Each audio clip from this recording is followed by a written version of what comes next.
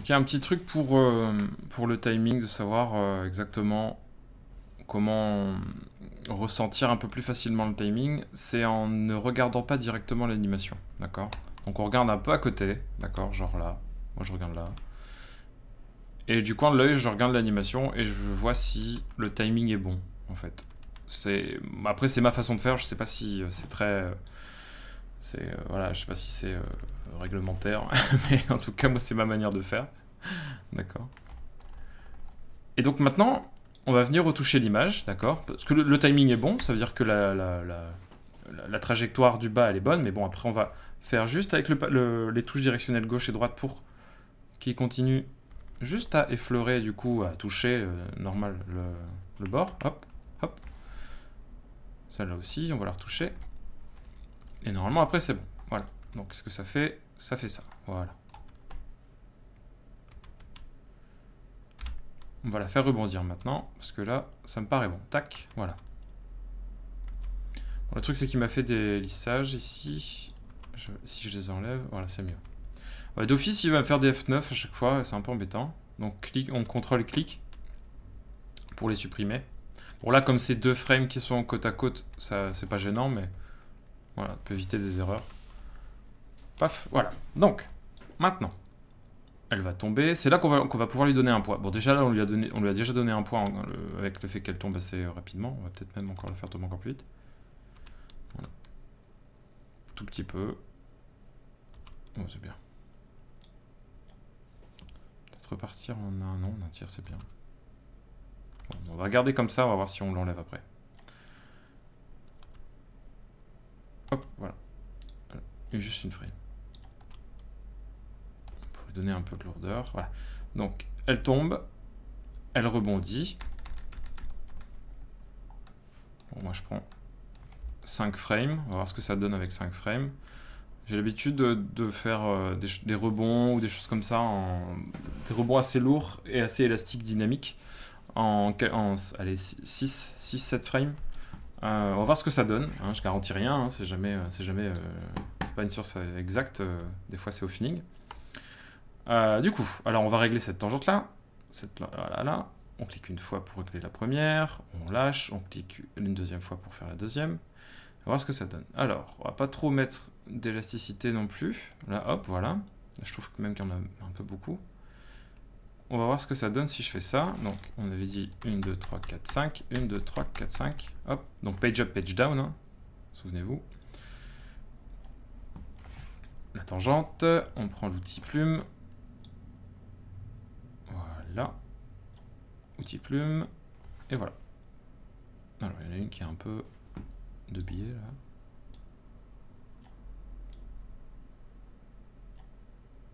Il y a une des tangentes qui est un peu forte. Voilà. Bon, c'est un peu, c'est vachement haut. C'est vachement haut. On va descendre un peu beaucoup même. On va retoucher la tangente pour qu'elle soit pas trop haute. Sinon ça va faire un plat, ça va pas être joli. C'est trop... on va redescendre un peu de quelques frames. J'ai l'impression que c'est trop en avant aussi un petit peu. On va réduire. On va la faire revenir. Voilà. On va faire un lissage ici, un F9. D'accord? Parce que la balle, quand elle... ça, c'est le breakdown, d'accord? Là, il y a contact, c'est keyframe. Là, au milieu des deux pauses, au milieu des deux keyframes, c'est le breakdown. C'est le moment où il y a l'apogée du mouvement. Et il y a un moment d'apesanteur. D'accord? Il y a un petit moment d'apesanteur. Voilà, il y a le...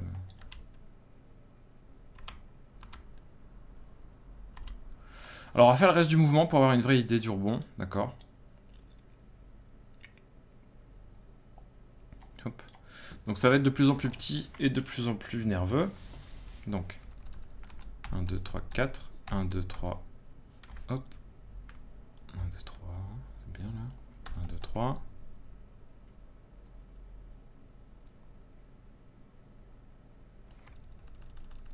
Donc, il y a toujours cette...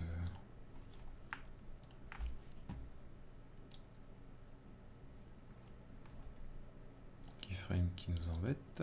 Hop, on est un peu haute là. Ah mince, c'était la mauvaise, je m'en doutais. Évidemment, hop. On va la refaire, tant pis.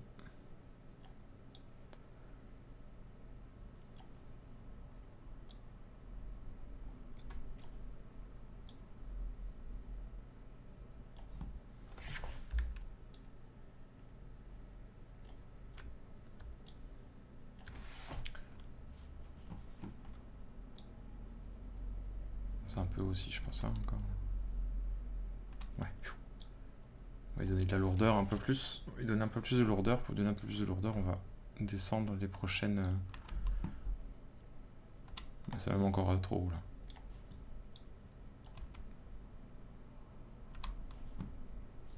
Faut réduire les tangentes.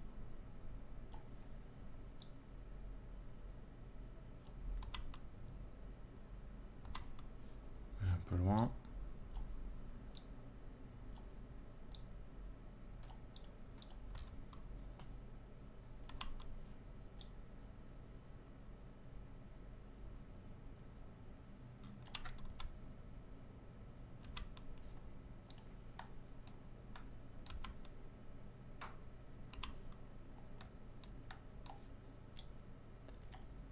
Hop, oh mince, j'ai bougé sans faire exprès. F9.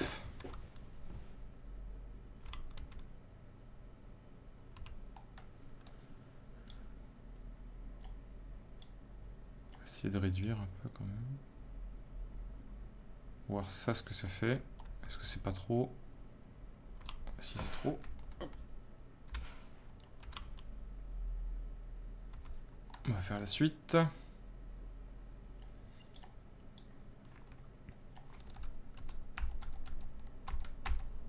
Donc là on prend 2 frames de moins en moins. À chaque fois on prend une frame en moins. Hop. Hop. Une frame. Hop.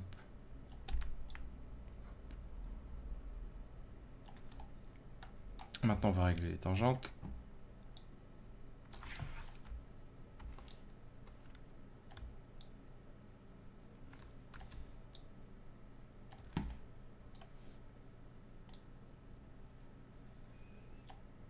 Hop. Ah oui.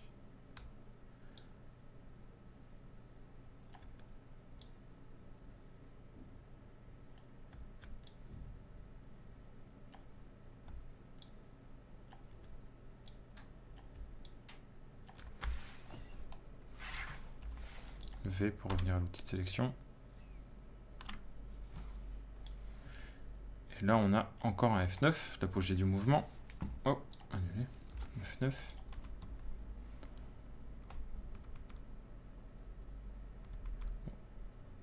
Il y a un problème à l'atterrissage. D'accord, j'ai l'impression. Le premier F9 est un peu trop fort. Celui-là, là, il est un peu trop fort. Donc on va venir éditer ici. On va zoomer un petit peu. Hop. Là aussi on a un problème en plus. Hop, voilà, il faut que tout soit parfait. Donc le lissage là je le trouve un peu trop fort, on va le réduire un petit peu. Hop, on va voir ce que ça donne.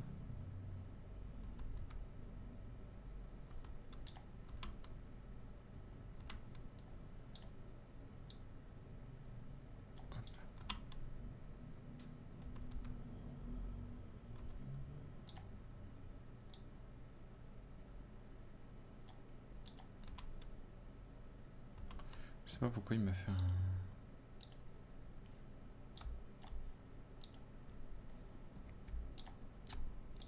S'il n'y a pas de lissage.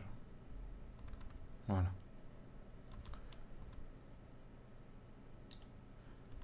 N'hésitez pas à regarder plusieurs fois l'anime, à la retoucher plusieurs fois. J'ai vraiment l'impression qu'il y a une frame en trop ici. On va réduire. Hop.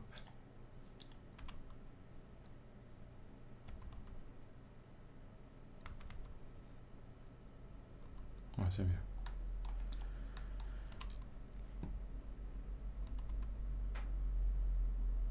Il y a même le deuxième rebond, il est un peu haut, je trouve. Même le deuxième rebond, Celui-là, il a déjà... Hop, c'est pas comme ça, c'est comme ça. Hop.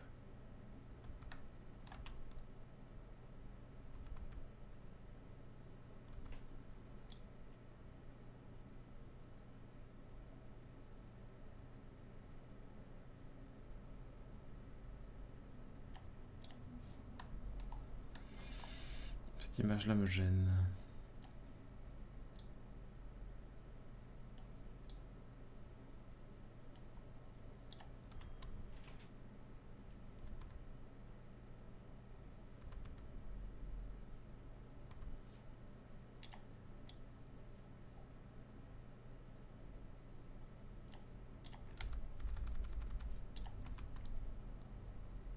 Ouais, c'est mieux. Ouais, c'est beaucoup mieux là. Il y a encore une. L'avant-dernière, elle est trop forte aussi. J'ai fait un peu le bourrin là-dessus.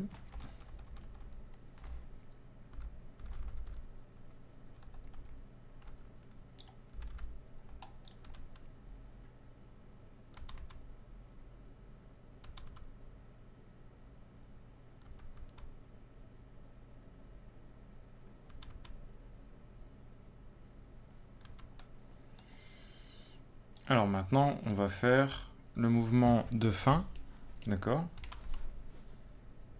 Quand elle va commencer à rouler vers l'avant. D'ailleurs là, on va avancer un petit peu.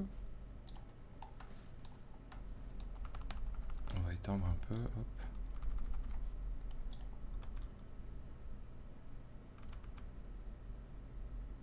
Préparer le mouvement.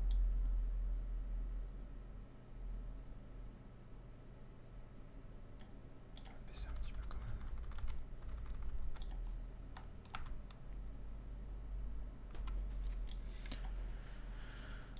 Alors, on va augmenter la distance de la preview pour le rendu. Hop, voilà. Et là, elle va rouler jusqu'au bout.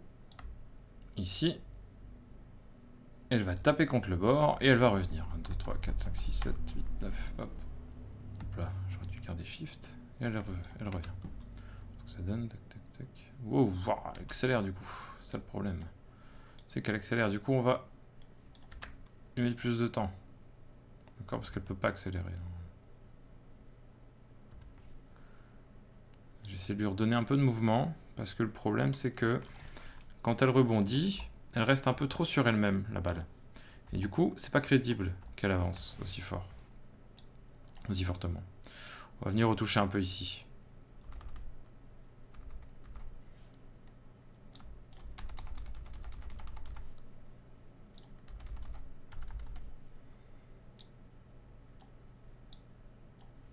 On va virer les... On va virer ça. On va venir retoucher un peu.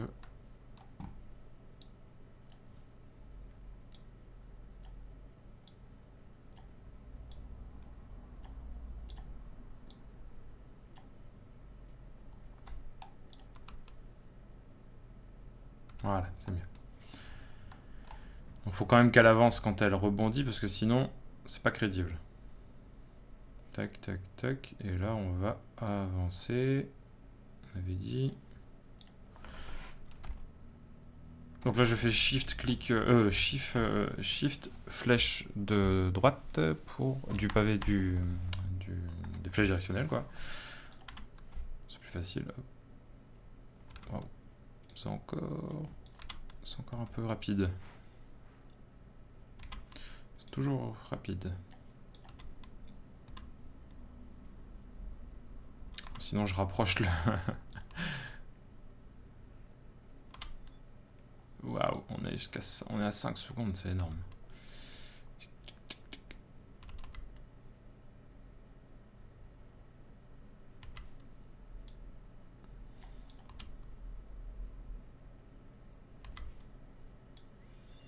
Moi, je crois que je vais rapprocher le... Ouais, la vitesse est bonne là en fait. D'accord. Je peux même... Là, la vitesse est bonne, mais on va pas attendre 7 secondes pour qu'elle aille jusqu'au bout, hein, on est d'accord. Du coup, ce qu'on va faire, c'est qu'on va aller retoucher le décor pour rapprocher un peu l'objet. On va le désélectionner, on va cliquer dedans, on va aller ici et on va avancer un petit peu le décor, sinon demain on y est encore. Hop. Jusque là, allez, il faudrait qu'elle arrête, tac tac. Il faudrait que là, à 3 secondes, il faut qu'à 3 secondes elle soit opérationnelle. Donc on va avancer le décor. Hop, voilà, c'est déjà plutôt bien là. Voilà. Oh, un peu en arrière. Et voilà. Voilà. Hop, on relock. Et on est tranquille. Donc ça nous ferait ça. Paf, paf, paf. Et là, tac, et ça revient. Bon, le truc, c'est que on a trouvé notre vitesse. Mais elle continue jusque là. Pas grave. On va prendre le point de contact. Qui est ici. Et tout le reste, on supprime. Paf, voilà. Du coup, ça va nous donner ça. Donc, elle va ralentir. Donc, on va déjà faire un F9. Donc là, elle pourrait s'arrêter. Elle pourrait très bien s'arrêter devant, du coup. Hein. Mais il faut qu'elle reparte maintenant. Donc, on va faire ça. On va la faire repartir. Pas de beaucoup, de quelques centimètres. Hop. Oh, un peu rapide.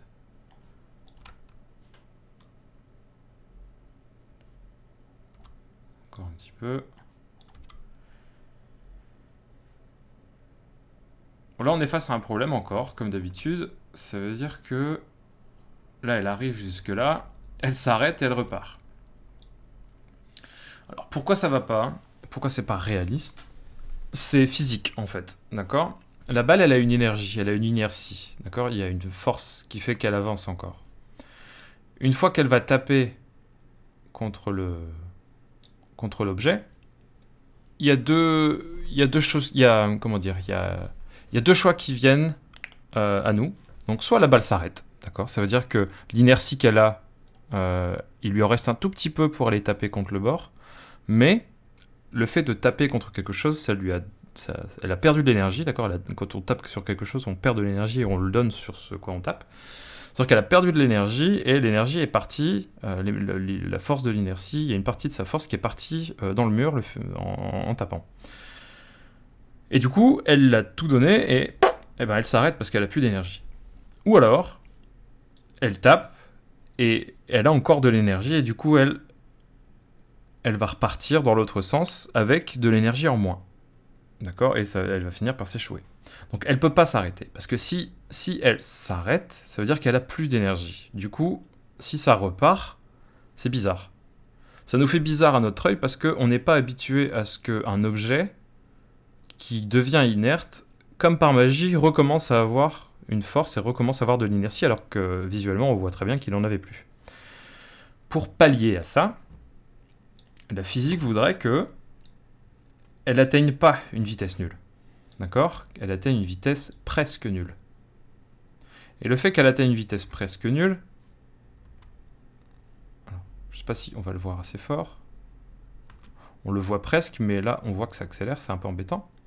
Parce que il faut qu'elle perde de la vitesse, elle perd de la vitesse, elle perd de la vitesse, elle perd de la vitesse, paf, contact. Et que on sente un léger, comment dire, une légère tangente qui baisse, qui va être symptomatique de la perte d'énergie à cause du contact. Alors, on va zoomer un petit peu dans le graphique, d'accord? Hop, on va garder ça en vue. Du coup, là, on est à 10, on va aller jusque... Voilà. Il faut surtout que l'autre image, voilà, celle qui est là ici, on la tende un peu plus. D'accord? Pour que la vitesse soit plus comment dire, constante, d'accord? Pas constante, mais comment dire, qu'elle soit éviter d'avoir une accélération en courbe, mais d'avoir une ligne droite pour le moment, d'accord? Pour essayer de rattraper un peu cette courbe là. Et ce qu'on va faire, c'est qu'on va réduire un peu la tangente qui est ici.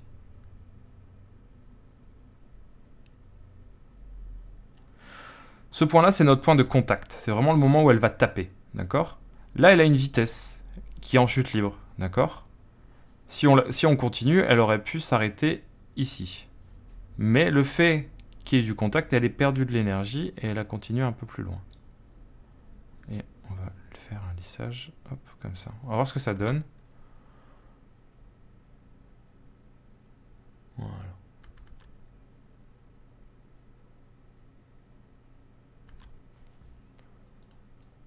Donc là, c'est vraiment symptomatique de cette énorme perte de vitesse.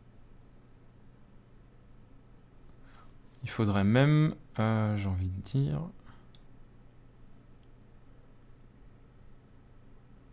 un peu plus. Voilà.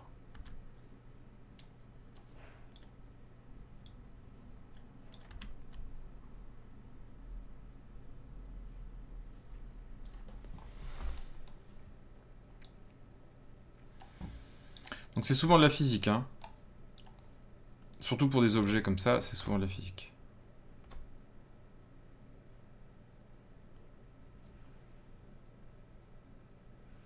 Là, ce qu'il faudrait retoucher un peu l'image pour que quand elle rebondisse, elle avance un peu plus, d'accord? Parce que là, c'est pas très réaliste.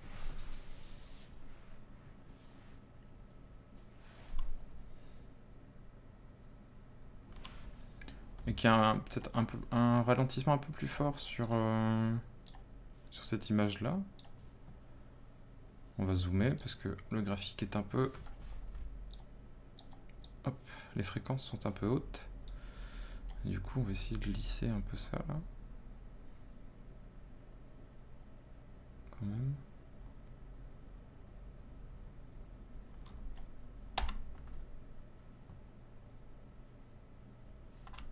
Voilà.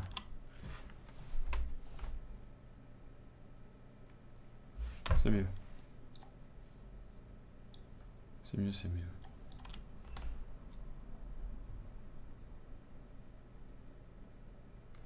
Donc comme je disais, hein, là, faut que ça avance un peu plus. Au rebond, faudrait que ça avance un peu plus. Hein. Parce que là, ça va pas du tout. On va essayer de le faire. J'espère que j'aurai assez de temps. Hop.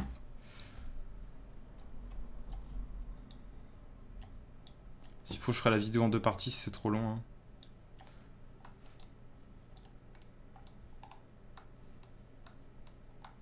Hop. Alors. Ça rebondit. Pif. Tout sélectionner.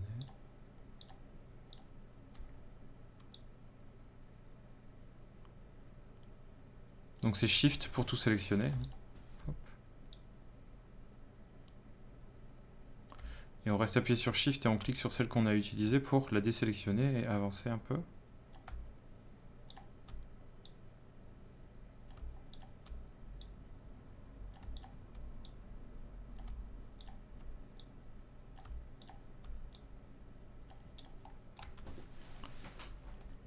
Est-ce que c'est mieux? Oui, c'est carrément mieux. Hein. Ouais, c'est carrément mieux. Hein. C'est beaucoup plus réaliste. D'accord? Parce que si elle rebondit, si vos oscillations, vos courbes sont trop près l'une de l'autre, si vos keyframes, en fait, c'est vos clés de contact. Quand je dis keyframe, c'est clés de contact. Hein. Sinon, je dis breakdown quand c'est le breakdown. C'est les apogées de... Donc vos images clés, vos images de contact, il faut qu'elles soient plus écartées pour justement qu'on comprenne qu'il y ait une force, qu'il n'y a pas seulement une force de rebond, c'est-à-dire une force qui vient d'en haut et qui repart comme ça, une oscillation au bas, mais il y a aussi une force qui la fait venir, une force initiale qui est vers l'avant. Sinon, on va avoir quelque chose qui va rebondir sur lui-même et d'un seul coup qui va se mettre à avancer. Il faut qu'il y ait une constante, quoi. Surtout que, normalement, scientifiquement, enfin, je veux dire physiquement plutôt, physiquement, dès que la balle touche le sol, d'accord, elle ralentit.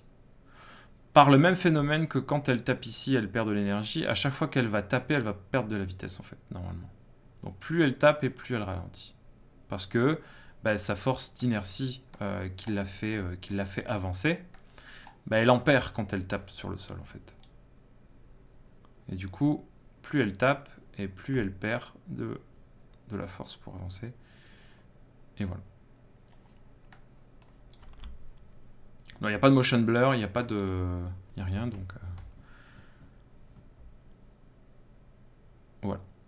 Bon, bah, j'espère que cet exercice vous a plu, j'espère que vous y êtes arrivé. Si jamais il y a des problèmes, si vous voulez, je vais mettre un collect files avec ce que j'ai fait sur Udemy. Comme ça, vous allez pouvoir aller regarder un peu ce que j'ai fait directement. Voilà. Ben, j'espère que ça vous a plu, et puis je vous dis à tout de suite dans la suite.